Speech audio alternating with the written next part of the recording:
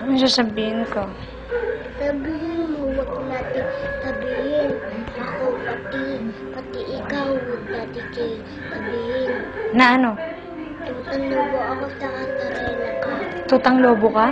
Sino sabi sa'yo tutang lobo ka? Talaga. Tutang lobo ka? Huwag mo sabihin ng mga tao, ha? Paano yung mama mo?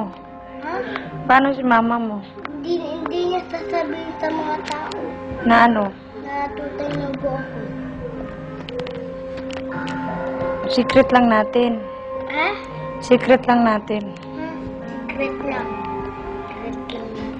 Paano yung papa mo? Vampira yun. Yung papa mo? Kalaban ko yan. Kalaban. Kalaban mo yung papa mo? Bakit? Ano siya? Vampira. Sabi daw ni Papa. Vampira daw siya? Si mama mo, ano daw? Taong lobo. Mama mo? Ikaw? Tutang lobo pa lang ako. Tutang lobo?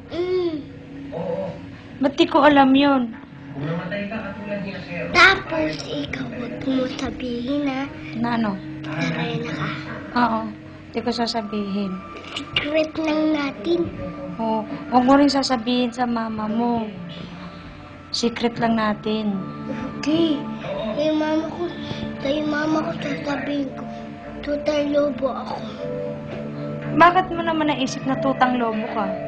Dahil si Ate Tito nagsabi, sumasakit kasi dito ko. Dibdib mo? Asaan? Ito. Yung dibdib mo? Bakit naman sumasakit? Dahil tutang lobo ako. Sige nga, maging tutang lobo ka nga. Malapit na ako maging tutang lobo. Anong oras? Malapit na. Hindi ko alam. Ganun. Basta ka na nagiging tutang lobo. Si Tita May, ano siya? Na isa nalay ka ano. Ano tutang lobo? Taong lobo din yun. Si Tita May, ano siya? Ano ba yun? Anong hayop si Tita May? Mahayop? Kangaroo ba yun? Kangaroo? Sinong kangaroo? Kangaroo tumatalon. Tumatalon si Tita May. Tumatalon ba yun si Tita May?